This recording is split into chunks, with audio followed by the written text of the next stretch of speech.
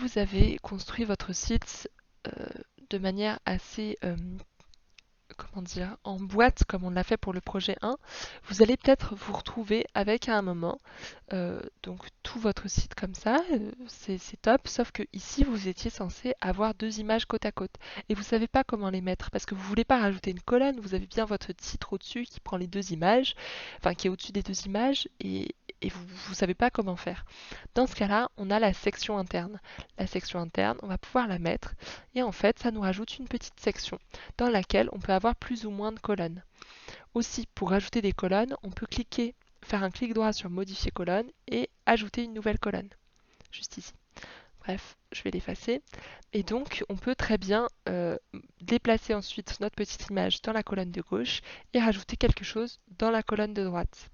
Et on se retrouve avec nos deux images. Euh, donc la section interne, on ne peut pas en mettre plusieurs les unes dans les autres. Une fois qu'on en a mis une, on ne peut pas en remettre une à l'intérieur. Il y a une section interne et il n'y a pas d'architecture dans les sections internes. Donc c'est pour parer à des petits soucis comme celui-là. Et vous pouvez faire avec votre section interne à peu près la même chose qu'avec une section normale. Donc pareil, la largeur du contenu, la structure, vous pouvez très bien faire une structure plus ou moins grande. Et voilà, je pense qu'on a fait le tour.